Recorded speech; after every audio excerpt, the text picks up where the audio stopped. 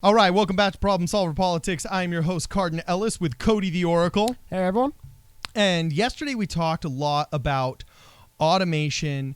We were a little bit disappointed in the first day of the Democrat debates and about what people weren't talking about. And we discussed how automation has already affected the United States of America. In fact, there was a statistic that we brought up, how the average robot replaces in America, especially in lower income neighborhoods, 2.2 jobs. Okay? Well, low income 2.2 on average, about 1.6. So well over a job per machine easily. Yeah, okay. Well over a job and a half per machine easily. So it's a massive economic attrition in our society, okay? And then we took a look at all of the maps that showed the heaviest hit areas by automation, and then how those areas flipped from being Barack Obama seats to being Trump territory within only 4 years. And this was the single best predictor that we could see on the NPR map of generally how a state was going to vote politically, okay? Because they felt Donald Trump was the only person looking out for their economic interest. Now, we've talked about how automation has hit us in the present and in the past with our last video. In this video, we're actually going to look to the near future, okay, and analyze how automation is going to affect us soon in the future, okay? Here from Forbes. Cody, can you really quickly summarize the article from Forbes that we're about to read? Yeah, well, I mean, honestly, they did a great job on the headline right here. Here are tech experts predict 13 jobs that will be automated by 2030. Doesn't get any simpler than as that. artificial intelligence and machine learning have advanced, human labor is no longer necessary for certain tasks in the workplace. While it's a trend that worries some, tech advocates say automation will free human workers up to tackle more impactful and creative strategic projects. I mean, with some assistance from perhaps a freedom dividend. Of course, some jobs more easily transition to automation than others. It's important for business owners to recognize and prepare for these potential shifts, and for those who are in or soon to enter the workforce to develop the skills needed for new opportunities that will arise, whatever that means. What if, for example, I want to spoil too much, number one, insurance underwriting. If that was my profession for 15 years, just learn something else? Like, excuse me, this is what I do for a life. Just learn something else. I don't want to learn. Learn to code! Yeah, learn to code. There we go. Did we just get demonetized, and did our video just get removed? No, because we're speaking disparagingly about it. But, okay. But yeah, I mean, I definitely think that they mentioned this in here, because realistically, what do you tell to someone who has worked in this field? I mean, just to go through a little snippet real quick, it says, I believe this is a quote from Thiru Siversubramanian, if I'm pronouncing that correctly. Okay. Anyway, we will start to see an upward automation trend in needs analysis, underwriting, and suitability analysis to determine the appropriate insurance product for an applying individual, which is some corporate speak if you've ever heard it. With the increase in the availability of different data sources and maturing conversational AI technologies, the application process for insurance would be automated for a majority of applicants. Okay, so what this means is now when you call up Geico, instead of actually having a human underwriter talk with you and you give them your documentation about your net worth, about your driving history, about your so on and your so forth, you will actually be met with a robot, okay? We're not talking about a Filipino or an Indian call center where it's less expensive and they can be trained in English. Well, it's probably just digitally implemented. You just go online, put in your info, and it just runs it for you. It's all going to be algorithms via online, or if it's over the phone, it's going to be AI talking to you, okay? And on this list by Forbes, okay, I mean, Forbes is reputable here. This is not something taken lightly, is a list of the top 13 jobs, okay, that will be automated by 2030. And by automated, we mean, I'd say, 80 to 90% wiped out. You brought up even 60, right? Yeah, even 60. You brought up a perfect example of how, not Merrill Lynch, but Goldman Sachs used to have hundreds of employees on the floor at the New York Stock Exchange. But as soon as they integrated AI into their trading sphere, they went down to what, 4? I am actually trying to pull the exact number up very quickly. Yes, they went from 600 in the year 2000. There were 600 people on the floor. In 2017, it's down to 2, which is supported by 200 computer engineers. Okay, so let's count the computer engineers as a job, right? Yeah, that's not still AI. a loss of 400. But that's a loss of 400 jobs. You add, let me do the math, 300 some odd computers. And now instead of having 600 people on the floor supported by staff in the building, maybe it could be 1,000 jobs. We are down to less than 400. That's a massive loss of at least 60%. Well, also, the thing to point out here, again, these aren't truck drivers. These aren't warehouse staff. These aren't manufacturers. These are like stockbrokers. These aren't the kind of jobs you think first thing off the top of your head, the people that are going to be losing their jobs to automation. But guess what? They did. In year 2000, they took 600 and turned it into 200 in a decade. I mean, or 15 years. This is already happening to jobs that we think of, you go to McDonald's and there's a kiosk now. Those are the jobs that are being taken. No, there's the jobs you don't see performed every day that are still being taken. If the Wolf of Wall Street is not safe from automation, then none of us are safe from automation, except for maybe obnoxious YouTubers in the political sphere. All right, Alex Jones might be safe.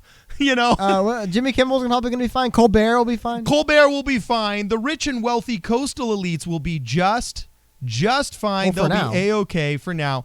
But let's go over this list really quickly because I think it's very intriguing. We all saw a truck driver coming as soon as Tesla announced its driverless cars and Apple went with the driverless car option, with study and so on and so forth. We've all been to the self-serve gas stations that used to have human cashiers. We've all been to the McDonald's kiosk that used to be a human giving you drinks, but now you choose your own. And many of us have ordered our pizzas from our cell phones, as we showed in our last video. But now automation is hitting what we previously perceived as very cerebral jobs.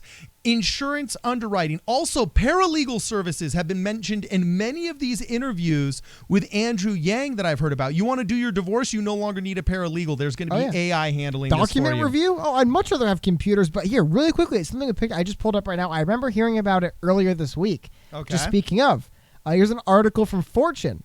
Headline: Meet the AI landlord that's building a single-family home empire. Data science helped Amherst Holdings CEO Sean Dobson make a fortune in the housing crash. Now he's deploying AI to profit from properties that most investors wouldn't touch. Wow. It goes on to, and then it goes into a longer article, but Main Street Renewal is an arm of Amherst Holding, a real estate investing firm with $20 billion under management. It owns and manages some 16,000 single-family homes scattered across the Midwest and the Sun Belt. That portfolio makes Amherst one of the biggest, fastest-growing players in institutionally owned rental homes, a $45 billion subsector of the real estate industry that barely existed before the Great Recession. So, again, here's something else. We're getting into, real estate, giant, big landlord holding companies. Yeah. Guess what? AI is employing 90% of my staff.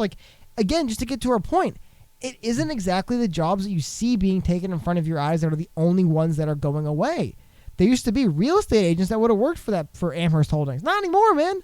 They use AI for most of it. Yeah. So here, let's really fast. I'm just going to go down this list from Forbes.com of all the different jobs that all of these tech experts, okay, these aren't armchair historians and quarterbacks, okay?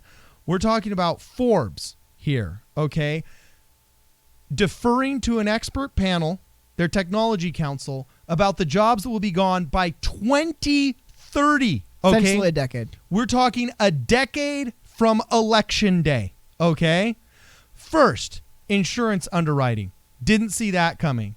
Warehouse and manufacturing jobs. Kind of saw that coming. That's already in effect as well. Yeah, you can't look at that forklift driver that's almost dropped 3 different pallets and, almost crack 3 people's skulls and not think, okay, I want to find a way to digitize and computerize this as a factory owner, okay? But, and you can't look at Detroit, Michigan and see all of the factories that have converted to robots building the Chevy Suburban instead of humans building the Chevy Suburban and not see that one coming. But customer service,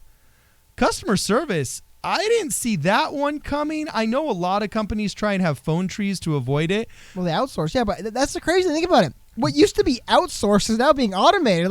They're not going to just start with, I don't want to pay truck drivers too much because they cost too much money. It's no, man, we used to outsource something, but now we might look and say, sorry, this company we work with in India that we worked with for years, it makes more sense for us to use AI, so we're not going to work with you anymore. Yeah, number 4 was crazy for me. Research and data entry. They say look for small to mid-sized companies to rely heavily on Google, Amazon, and others for research investments, resulting in research and data roles being automated. While bigger companies productize research, smaller companies will get bogged down by building in-house capabilities, but will instead leverage offerings from bigger players to bring AI and ML enhanced products to market faster. Finally, production line evolution, local TV advertising. Oh my gosh, that's a weird one. That's again not one of those ones. It's not the first thing that comes to mind. It's not the kiosk at McDonald's, the self-driving truck. It's something you just assumed would exist forever, you know? Yeah, but I totally believe this one because as a business owner, I have seen all over my Instagram lately, I should have brought it, all over my Instagram lately, digital billboards that are self-serve digital billboards. I mean, no more company that offers to Photoshop your thing and sell you an ad package in conjunction with X, Y, or Z advertising proposal. No, gone. All of that. No middleman, no humans, no nothing.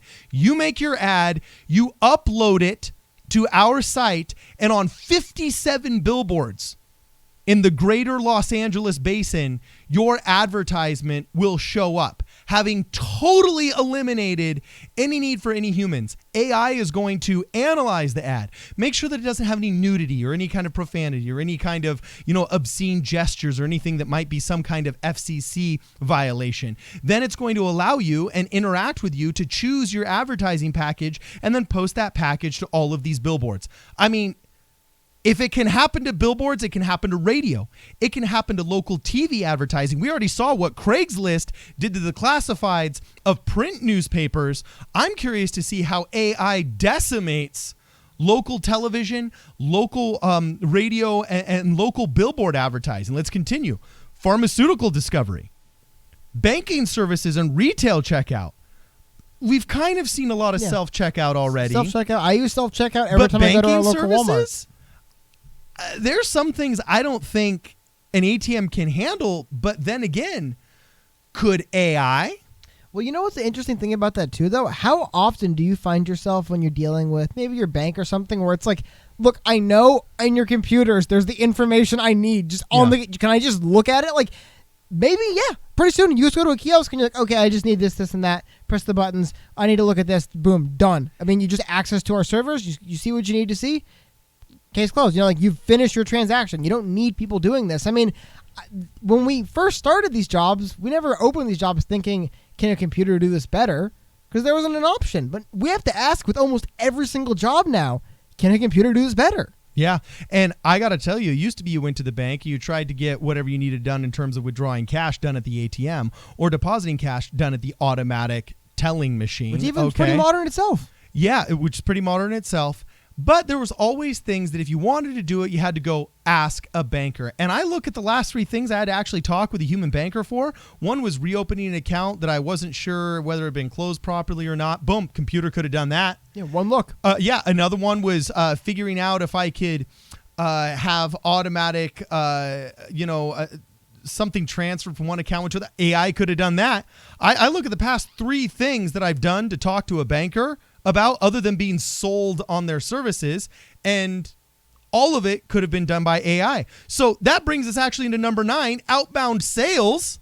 Yeah, that's a bit, and they bring up an interesting point in this one I really like, where they mention part of the reason why it's so kind of enticing to have robots or AI handle it is most people don't want to have that awkward conversation. I mean, cold leads, man, like that's not something most people are just gonna thrive, making these cold calls. Hey, interested in, can I interest you in, and being able to, like they say, pass those cold leads on to someone to close, especially when human being can only make X amount of calls in a day. Yeah.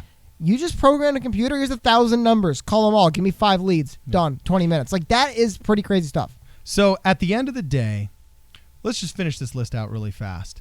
Fast food service, we all saw that one coming. Long haul trucking, we all saw that one coming. Ever since Tesla announced their driverless trucks. Delivery services, we've seen the only thing that stopped Amazon from delivering virtually everything underneath 15 pounds via drone has been legislation slowing it down, but not stopping it. Yeah, I don't like it either, though, to be frank. Yeah. I just picture a world with these, like, just packages just flying out of the sky, just raining down on us on a daily basis. I look forward to it. I'll tell you that right now. But anyway, finally, 13, any task can be learned.